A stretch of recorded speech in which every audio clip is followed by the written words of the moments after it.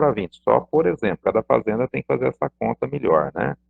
Mas vamos pensar que você tem 33% dos animais aqui, 33 de 60 sobra 20, 33 de 40 sobra 13, 33% de 20 sobra 7 centavos, tá?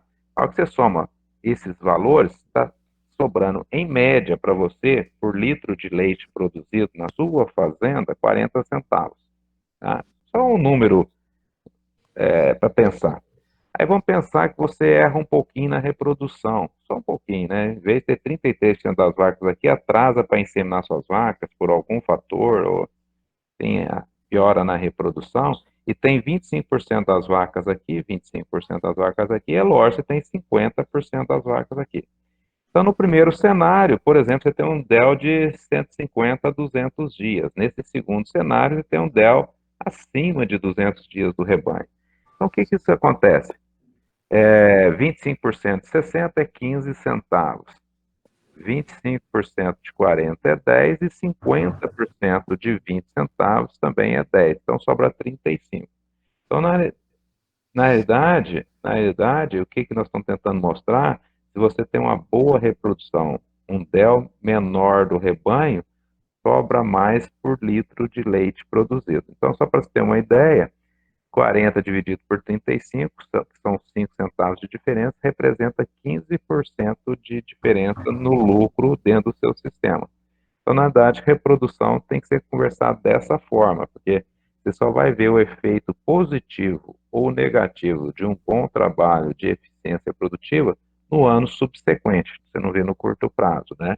E é por isso que muita gente, muitas vezes, não investe em reprodução da forma adequada, porque ele vai gastar, a vaca vai até emprenhar, só que aí ele não vai ver o retorno disso no curto espaço de tempo, ou seja, em 6 meses a um ano. Então, o retorno que você vai ter após o investimento de reprodução, ou seja, o trabalho de reprodução, é a médio, longo prazo. Tá? E isso é teórico, né? O que eu vou citar aqui. Reprodução é uma característica de herdabilidade baixa, depende mais do meio que a produção de leite. O que isso aí quer dizer? Que reprodução, por ser muito mais influenciado pelo meio do que por genética, né? Ou seja, uma característica de heredabilidade baixa, ela sofre mais de qualquer efeito negativo do meio do que produção de leite. E é por isso que você vê muitas fazendas com a boa produção de leite, porém com a reprodução não tão adequada. Então, você vai estar vendo fazendas que têm média de produção de leite muito boa, porém com a reprodução inadequada. Isso é simplesmente porque reprodução é mais sensível ao meio que produção de leite. Então, a herdabilidade para reprodução é 5%, por exemplo, e para produção de leite é 30%, por exemplo. Tá? E outro ponto importante, não pode nunca ser desconsiderado, tem que estar sempre lembrado, que vacas de maior produção são mais exigentes. Tá? Elas não são mais fracas nem nada, são apenas mais exigentes. Então, vaca boa exige mais reciprocidade. Tá. Mas vacas de alta produção conseguem ter uma boa reprodução? Sim, desde que você faça várias coisas com a sua vaca, né? Ou seja, ela tem que parir bem, ela não pode perder peso, ela pode perder pouco peso, ela não pode ter infecção uterina, não pode ter mastite, ela tem que começar a ciclar mais rapidamente, ela não deve ter estresse térmico e até ter níveis adequados de hormônios e um controle da idade do folículo. Nossa, Zequinha, isso é difícil. É difícil, mas existe. Hoje tem fazendas que têm um bom controle desses fatores e têm um resultado de reprodução excelente. E tem fazendas que têm, por exemplo, com o mesmo protocolo, resultados bem baixos. Simplesmente porque tem algum desses problemas que nós vamos estar discutindo. Então, a nossa função dentro de um sistema em que a gente quer melhorar a reprodução, a gente tem que preocupar que a vaca pariu bem, tem que preocupar se ela perdeu pouco peso. Ela não deve ter uma baixa incidência de infecção uterina, mastite, tem que começar a ciclar mais rapidamente, de jeito nenhum pode ter estresse térmico, e tem que ter um bom controle de níveis hormonais e a idade do folículo. E aqui que entra, por exemplo, os protocolos de ATF. Entra só sobre esse tópico aqui. Com os protocolos a gente consegue acertar os níveis hormonais e o controle da idade do folículo. mas a gente não faz nada sobre esses outros tópicos. Então, é só para deixar claro que protocolo hormonal é uma ferramenta disponível que nos ajuda a nesses pontos aqui especificamente. Não nos ajuda em outros pontos. Infelizmente, tem muita gente que acha que usa protocolo e vai resolver o problema. Não. O protocolo resolve esse problema aqui, não esses outros problemas, tá? Beleza. Então, para começar, né, a primeira pergunta que o técnico chega na fazenda é aquele tão simples que ele deveria fazer é: como é que está a incidência de retenção de placenta na sua fazenda, né? Por que isso? Isso aqui são os dados, tem todos os dados de literatura, mas aqui são os dados dentro do grupo gerar, né? Então, o que acontece? Na primeira IATF, vacas sem retenção tiveram, por exemplo, 40% de concepção. E vacas que tiveram retenção tiveram 33% de concepção. Isso na primeira IATF ou na IA convencional. Então, deixa claro, a hora que você chega na fazenda, a hora que você faz uma pergunta, como é que está a retenção de placenta? E retenção de placenta, por exemplo, está acima de 15%, você sabe que essa fazenda tem problemas, e tendo problemas, quem vai pagar a conta no curto espaço de tempo é a concepção. Na hora que você fizer a primeira IA ou IATF, você sabe que vai ter um menor resultado. De quanto? 5 a 10 pontos percentuais. Na hora que você chega na fazenda, a primeira pergunta é: como é que está a retenção de placenta, né? É tão simples e as pessoas têm mesmo às vezes não tendo os números tão claros, tem uma percepção de as últimas 10 vacas que pariram, quantas tiveram retenção. Se aí tiver acima de 10%, você tem que se preocupar bastante, porque isso vai impactar todo o seu negócio. Tá. Aqui são os dados do professor José Eduardo da Flórida, né? Dados já são clássicos na literatura, né? O que acontece com concepção, né? Concepção em vacas de leite que tiveram doenças nos primeiros 60 dias. Então, ele classificou vaca que não teve nenhum problema. Pariu perfeita, linda, bonita e maravilhosa. Teve 50% de concepção. Vacas que tiveram um problema. E que foi um problema? Algum desses problemas aqui, dificuldade ao parto, metrite, endometrite, mastite, etc, etc. Perdeu praticamente 10 pontos percentuais, foi para 40. E vacas que tiveram mais do que dois ou mais problemas, foi só para me facilitar 30%. Ou seja, para cada problema que você tem na sua vaca pós-parto, ela está perdendo 10 pontos percentuais na fertilidade. Então, se a vaca pare, tem retenção, tem metrite, tem mastite, manca, não tem jeito de emprenhar, né? Não tem jeito de emprenhar. Vai ter um baixo resultado na IATF ou na concepção na primeira inseminação. Isso é só para deixar isso claro. E vacas saudáveis, produzindo bastante leite, têm boa concepção. Mas vacas que têm problema de saúde vão ter baixo resultado. Então, às vezes o cara não sabe a incidência de metrite, endometrite e tal, mas por isso que a gente faz a pergunta simplista retenção de placenta, porque essa está na cara, né? 24 horas depois do parto, a vaca está com a placenta retida, ele marca lá e tem uma noção clara do que está acontecendo. Opa. Aqui em vacas a pasto, vacas saudáveis que pariram bem, 70% de concepção. Vaca de leite a pasto, tá? Se tiver um problema, 60, se tiver mais que um problema, 50, ou seja, também perderam 10 pontos percentuais de fertilidade para assim que tiveram problemas de concepção. Então, esses dois slides estão para mostrar exatamente isso. Vaca teve problema periparto, para cada problema perde em torno de 10 pontos percentuais. Então, você veterinário que trabalha com reprodução, você tem que ter noção clara de como minimizar problemas periparto. Você, zootecnista que trabalha com manejo nutricional, você tem que deixar claro para o produtor e para o técnico de reprodução que você está trabalhando para melhorar o resultado de concepção na primeira inseminação. Senão o cara não entende o retorno por real investido que você está tentando propor e ou fazer dentro da fazenda. Tá. Então, um experimento acabou de ser publicado agora, foi feito aqui no Brasil, em Passos, né? Por uma aluna que trabalhou conjuntamente com a gente, doenças em receptora de embrião, vacas de leite receptoras de embrião. Então foi um experimento bem complexo, está tudo aqui, o material e métodos, né? Só para deixar claro que foram feitos praticamente 750 vacas, foram feitas muitas informações, né? Não dá tempo para discutir tudo, mas vamos lá. Nesse estudo, 60% das vacas tiveram algum problema uterino. 11% de retenção, por exemplo, 3 de metrite, endometrite X aqui, tá? Então, índice alto de doença uterina, tá? Doença não uterina, 20%, sendo que desses 20%, 16% era mastite. Então, fazenda boa, mas tinha problemas, né? De útero e reações inflamatórias. E também tinha hipocalcemia subclínica, né? Hipocalcemia subclínica, né? Então, a porcentagem de hipocalcemia sem hipocalcemia foi 33, com um dia de hipocalcemia foi 20, e com mais de um dia foi praticamente 50%. Então, 50% dos animais sofrendo de hipocalcemia nessa fazenda, nesse sistema. Então, deixa claro que a gente tem que preocupar com doença uterina, tem que preocupar com mastite, tem que preocupar com hipocalcemia dos nossos animais. Então, você que trabalha com reprodução, tem que saber a incidência de hipocalcemia. Tira o sangue da vaca e manda dosar cálcio, e tem claramente a incidência de hipocalcemia. Tem que saber a incidência de mastite, como é que está a CCS do tanque ou como é que está a CCS das vacas nos primeiros 30 dias. E o simples aqui, que é a retenção de placenta, que é associado a esses outros problemas. Mas vamos aos resultados. Então, é a vaca que não teve doença uterina e não teve doença não uterina, ou seja, doenças inflamatórias, tá?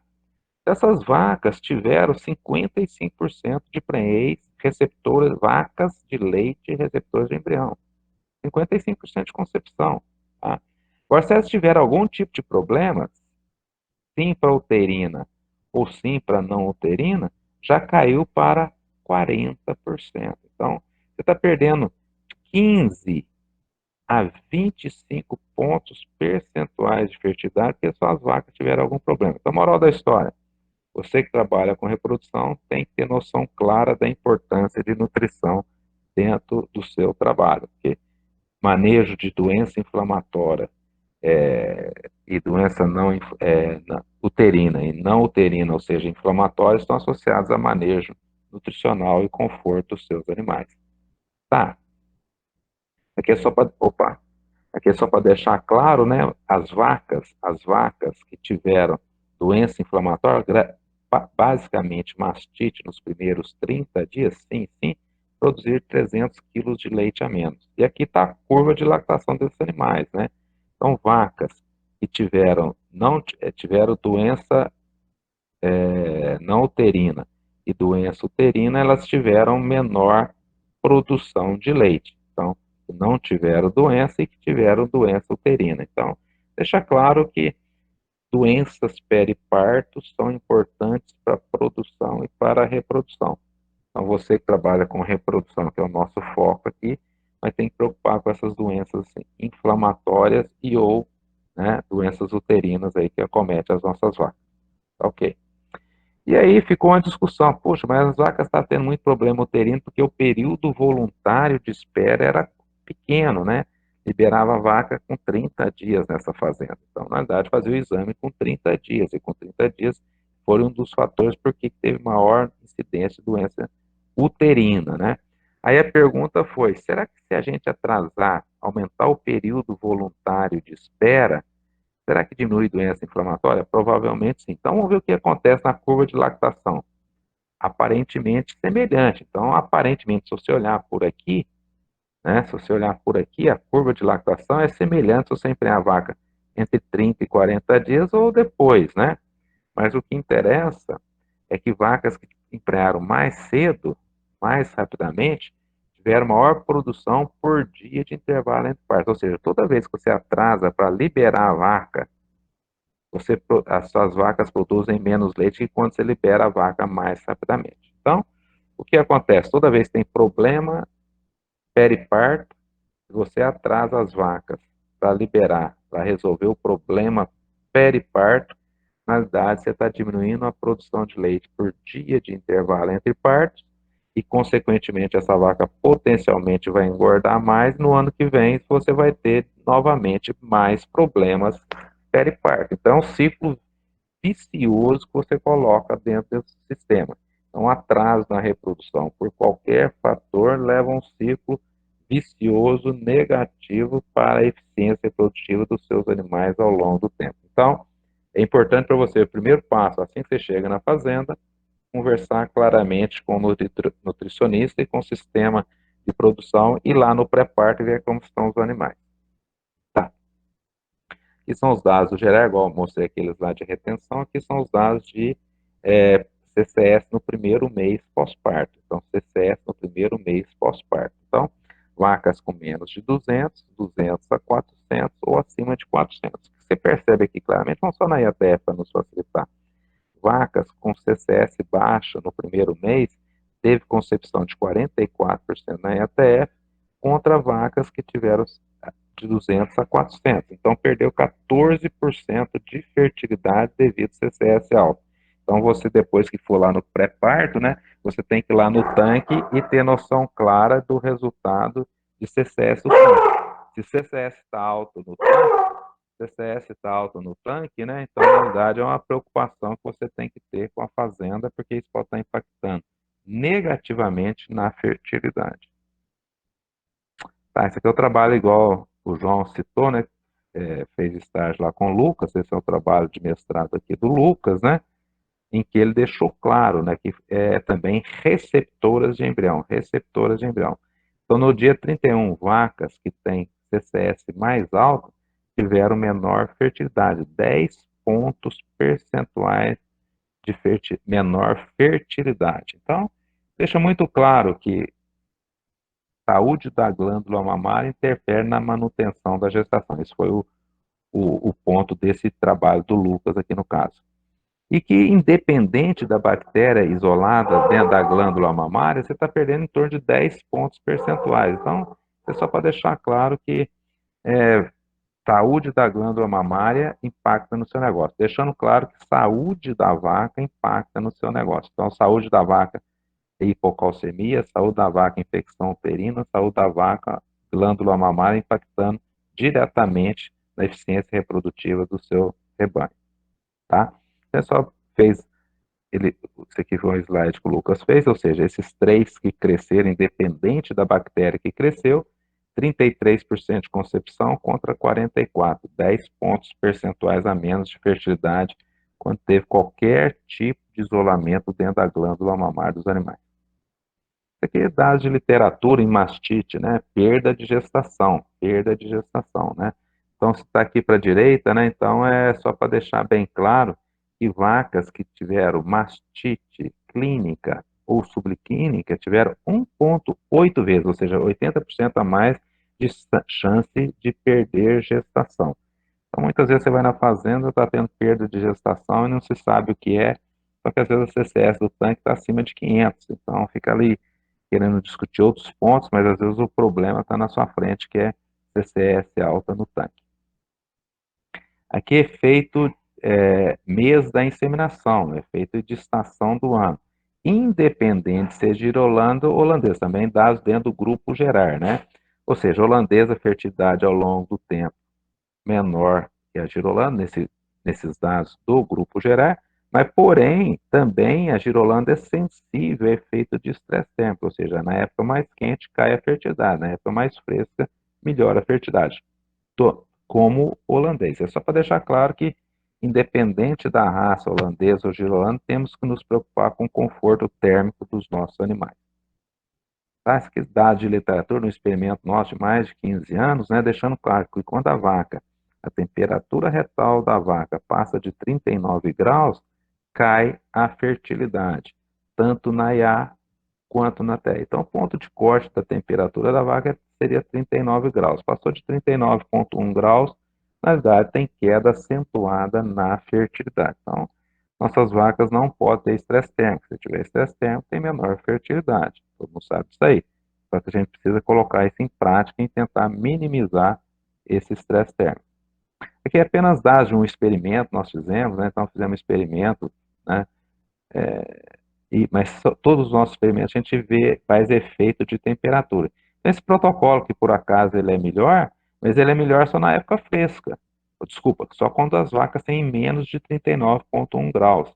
Ou seja, estresse térmico diminui a diferença de resposta aos protocolos. Ou seja, um protocolo bom ou ruim, fica tudo ruim quando a vaca está com estresse térmico. E o bom protocolo funciona bem quando a vaca tem temperatura menor, ou seja, está sem estresse térmico. Faz todo sentido, né? E protocolo não resolve o problema de estresse térmico da vaca. Então, só para deixar claro que usar o melhor protocolo possível em vaca com estresse térmico não resolve o problema. Então, eu devo usar o protocolo mais simples? Não, você deve continuar usando o melhor protocolo, vírgula. Porém, tem que preocupar em minimizar o estresse térmico dos seus animais, que isso sim é o seu objetivo. Tá. Tem os dados que nós temos um experimento aqui em Botucatu, só para deixar como tentar minimizar o estresse térmico dos nossos animais. Eu estou passando só para vocês alguns flashes de informação. Nós testamos vários pontos para resfriar a vaca, né? O primeiro foi colocar 2 litros de água por ciclo de 5 minutos versus 4 litros de água por ciclo de 5 minutos. 1 hora de aspersão de manhã, 1 hora de aspersão à tarde. E em cada ciclo de 5 minutos, 2 litros ou 4 litros. Então a gente viu claramente que 4 litros por ciclo cai mais a temperatura da vaca que 2 litros, tá? Tanto de manhã quanto à tarde. Então fica claro para nós que a importância de molhar o máximo possível a vaca. Então, devo molhar 4 litros é melhor que 2 litros. Mas 4 litros não tem esse tanto de água, então 3 é melhor que 2, tá? E é apenas o experimento para deixar claro que eu devo molhar bem a minha vaca. Aqui é 4 litros em 1 hora, por 1 hora, ou 4 litros por 2 horas. Nós fixamos a quantidade de água e aumentamos o tempo de duração. O tempo de duração que a vaca fica molhando. Então, claramente, vacas molhadas por maior período de tempo, fica maior período de tempo com a temperatura mais baixa, tanto de manhã quanto à tarde. Então, vimos que 4 é melhor que 2 litros, e 2 horas melhor que 1 hora. Por que isso é importante? Porque tem muita gente que leva a vaca na sala de espera, molha por 15 minutos e acha que molhou. Não, você molhou, mas não funcionou, basicamente, né? Então, na realidade, se vocês olharem por aqui, quanto mais tempo fica molhando, mais tempo demora para a temperatura demorar, voltar a subir. Tá, aí nós falamos, quem sabe a gente molha mais água por ciclo e consegue diminuir o tempo que está molhando a vaca, ou seja, facilitando mundo de água em menor período de tempo, ou 4 litros em 2 horas, foi a nossa conclusão anterior. Vimos que 4 litros, tá, por 2 horas, foi mais eficiente que 8 litros por 1 hora, isso tanto cedo quanto à tarde, isso aqui foi no período da manhã, das 10 às 12, isso aqui no período da tarde, das 15 às 17. Então, com isso ficou claro para nós que devemos molhar a vaca 4 litros por ciclo de 5 minutos por 2 horas, de manhã e à tarde. E a última pergunta que nós tentamos responder nesse experimento, desculpa, porque foi, eu devo começar a molhar mais cedo, enquanto está fresco, ou seja, molhando 3 vezes por dia, 7 às 9, 11 às 13 e 15 às 7, ou começar mais tarde para terminar mais tarde.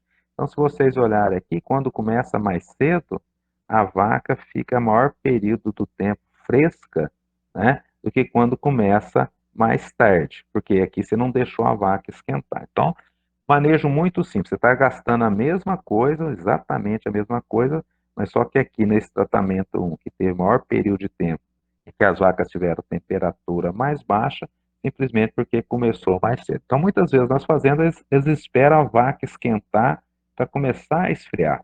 Na verdade, o certo é esfriar antes que as vacas esquentem. Tá. Aqui é novamente flash de informação, né? Só para deixar genética e reprodução. São os dados do grupo Sequita, igual o João Pedro falou que fez estágio lá, né?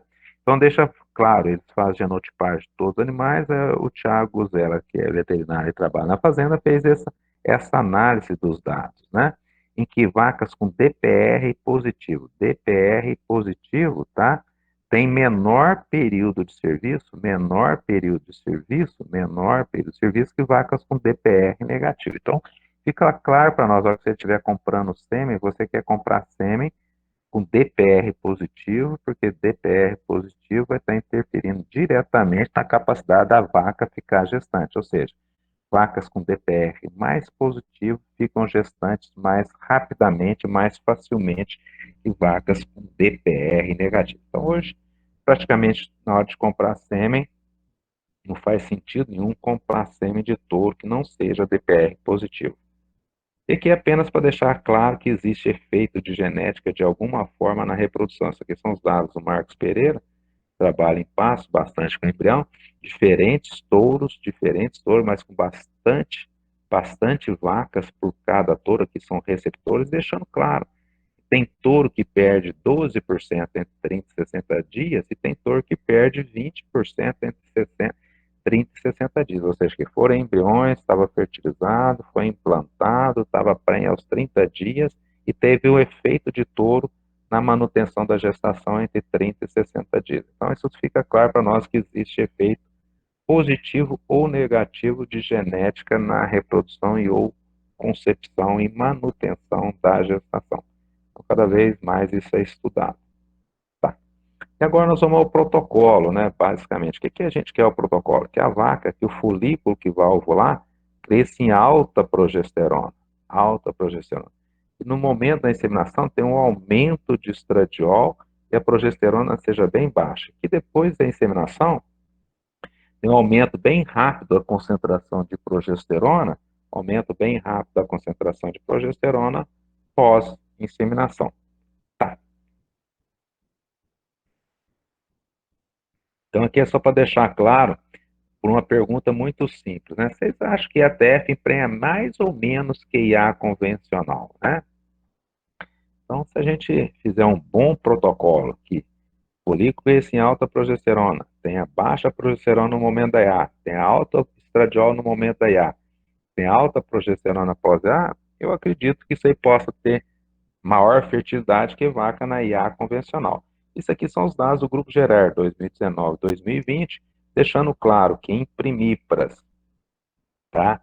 2019 e 2020, teve aumento de 5, 6, em torno de 7 pontos, 7% na fertilidade de animais que receberam IATF que IA convencional. Então, ficando claro para nós que um bom protocolo tem a habilidade e capacidade de aumentar a fertilidade sobre a IA convencional, isso em primíparas. E em múltiplas, exatamente a mesma coisa, né? 5 e 10% praticamente. Então, fertilidade aumentando com utilização de protocolos de ATF sobre vacas que apresentaram cio normalmente. Isso aqui são os dados gerais para deixar isso claro, né? Então, vamos pegar primíparas que apresentaram o cio. Aqui é DEL, dias em lactação, quando as vacas são inseminadas, né?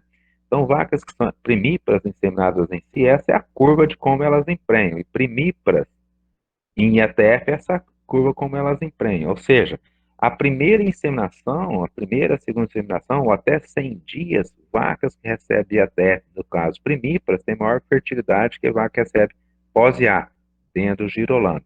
E vamos ver nas multíparas cio, que é essa curva aqui cinza, e múltipla IATF, que é essa curva aqui azul. Também deixando bem claro que vacas com menos de 100 dias múltiplas girolando emprenham mais se recebe IATF do que recebe IA convencional. E na holandesa, será que isso acontece? Então, primípara cio e primípara IATF. Esse verde, exatamente a mesma coisa. Múltipla cio e múltipla IATF. Então, na verdade, deixa claro para nós que primeira e segunda inseminação, os animais têm maior fertilidade na IATF que na IA convencional. Tá? Então, que a nossa sugestão sempre é uma forma de aumentar a fertilidade dos seus animais é que a primeira inseminação seja por IATF, independente se é girolanda ou holandesa, independente se é primípara ou multípara. Primeiro, inseminação seja de IATF, porque nesse caso sempre a IATF com um bom protocolo tem dado maior fertilidade. É que outra forma de se ver os dados, né? Então, aqui é produção de leite. Produção de leite. Então, se a gente olhar aqui, primíparas e ATF e primíparas cio. Então, se vocês verem, primíparas com mais de 20 litros de leite emprenham mais na ATF que no cio. Multíparas, cio, tá? E multípara e ATF, mesma coisa. Acima de 20 a 25 quilos, as multíparas emprenham mais na IATF, no girolando, tá?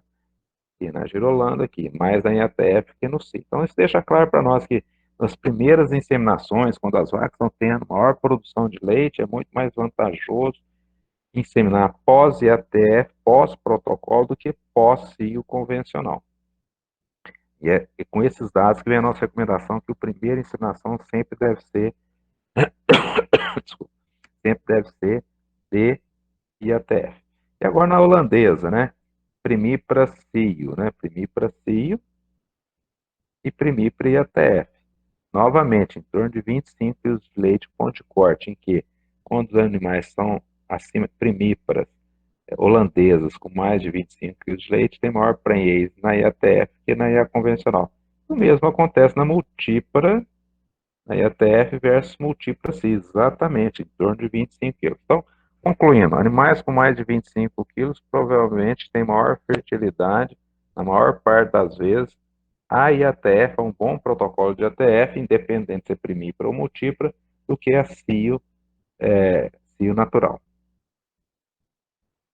E como que a gente consegue isso? Então, quais são as estratégias para melhorar a prenhez na primeira inseminação?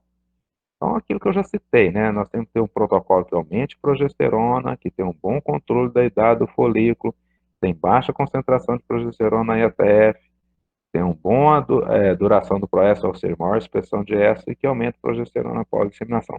Então, só para lembrar, depois eu vou passar para a Bárbara aí essa apresentação em PDF, ela passa para vocês, que eu sei que, infelizmente, um pouquinho corrido agora. Tá. Então, os dados da literatura estão claros, né? Concentração de progesterona, tá? Concentração de progesterona no momento da prostaglandina na fertilidade. Quanto maior a concentração de progesterona, maior a fertilidade. É por isso que você quer alta progesterona no protocolo. Então, como você sabe se um protocolo tem chance de funcionar? Ele me entrega maior concentração de progesterona. Então, por exemplo, monodose não faz sentido em vaca de leite de alta produção, porque ela tem menor concentração de progesterona, só por exemplo. Tem uns dados do grupo do professor Rafael Bisinotto, que hoje está na Flórida, né, em que ele comparou, estudo bem interessante, né, animais de primeira onda cíclica e de segunda onda, ou seja, animais que estavam ciclando, que ovular da primeira onda versus a segunda onda. Esse animal cresceu em baixa progesterona, essa cresceu em alta progesterona, 10 pontos percentuais na fertilidade. Então, isso aqui é mais um estudo só para deixar claro a importância do folículo crescer em alta progesterona.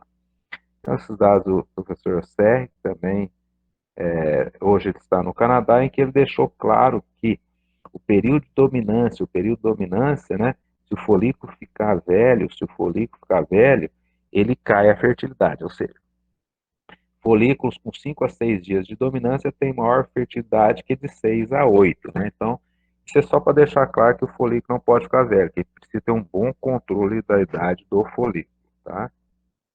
Aqui é um trabalho do Marcos, aqui no Brasil, em que mostra que vacas têm que ter baixíssima concentração de progesterona no momento da IA. E é por isso que a gente já antecipando aplica duas aplicações de prostaglandina no protocolo de IATF.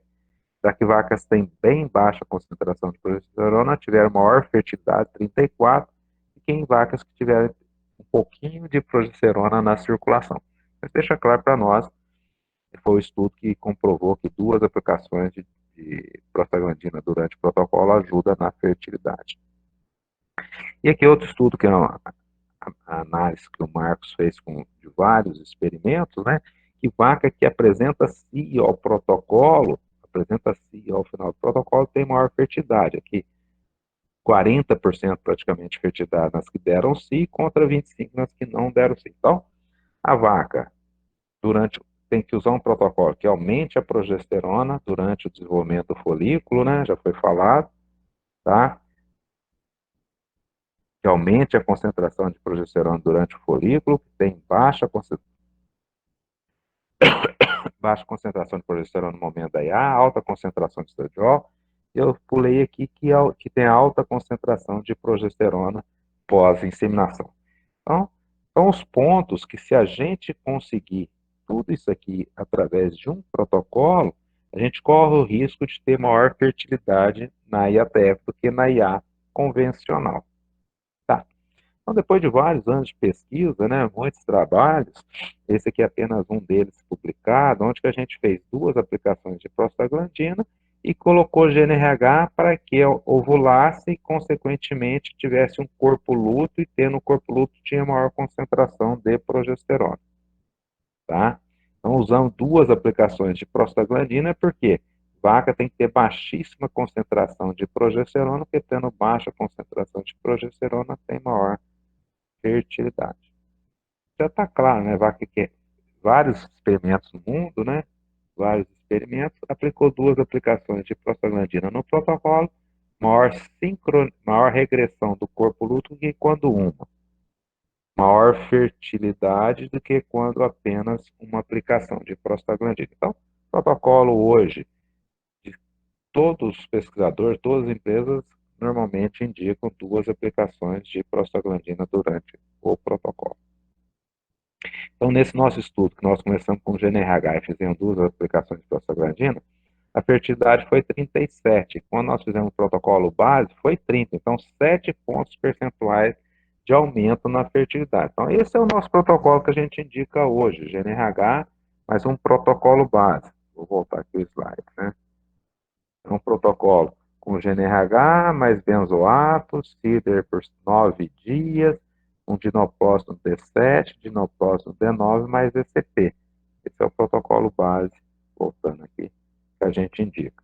A gente testou com outro protocolo, esse protocolo básico com GNRH, versus com 2 dispositivos de progesterona, 2 CIDR aqui no caso, tá? E vimos que eles foram exatamente semelhantes, com a mesma taxa de sincronização, com a mesma taxa de prenhez. Então, com isso, todos os 2 protocolos são indicados hoje, que os 2 protocolos têm capacidade de aumentar a progesterona. Esse aqui é através da ovulação do folículo, esse aqui que eu colocamos 2 dispositivos. E os 2 protocolos, é lógico, têm 2 aplicações de dinoprost. Tá? Então, indo já para o fim aqui, né? Então, o que a gente quer? Uma boa fertilidade. Então, eu posso ter uma prenhez, né? Que eu insemino mais vaca, estou inseminando mais vaca, pode ter uma prenhez de 20%. Se tiver maior concepção, né? O que diferencia isso dentro do meu rebanho? Versus rebanhos que têm prenhez de 10%, ou seja, baixa concepção e baixa taxa de detecção de si. Então, só vamos ver esses 2 cenários aqui, 10 e 20. O que acontece na fazenda que insemina pouco vaca, atrasa para inseminar, e quando insemina, emprenha pouco? Aos 200 dias, só para facilitar, vai ter 40% de vaca vazia, considerado vaca descarte. E você tem 20% de prenhez, ou seja, ele insemina um pouco mais, faz um pouco mais protocolo e, consequentemente, tem maior fertilidade. Ele vai ter, entre aspas, 20% de vaca vazia. Então, na verdade, como vaca está muito cara, esse produtor não vende vaca de jeito nenhum. Aí a vaca fica. Mesmo ela não tendo empregado, ela fica. E mesmo tendo empregado não ficando, o DEL aumenta. Se vocês for para o segundo slide, se o DEL aumenta, né, diminui a lucratividade por litro de leite produzido. Então, o efeito da reprodução, na realidade, é aumentar o retorno por litro de leite produzido ou diminuir o retorno por litro de leite produzido, como você faz. Tá? Então, quando a gente está falando de reprodução, um ponto principal, a gente tem que definir uma rotina de reprodução. Então, o técnico de reprodução tem que ter rotina. Toda segunda-feira, uma segunda-feira sim, uma não, na fazenda do Sr. João, para fazer o diagnóstico de gestação, colocar as vacas, diagnosticar as vacas pós-parto, colocar no protocolo, etc. Né? Então, nós temos que, basicamente, usar das nossas ferramentas para fazer uma rotina de reprodução, e fazendo uma rotina de reprodução, a gente insemina mais os nossos animais mais rapidamente, consequentemente, corre um risco positivo de ter mais vacas gestantes. Ora, isso não funciona se não tiver um bom manejo periparto. Então, eu tenho que ter rotina de reprodução, um bom manejo Um bom manejo de periparto para ter permitir emprenhar minha vaca mais rapidamente, ou seja, ter o menor período voluntário de espera, liberar a minha vaca mais rapidamente.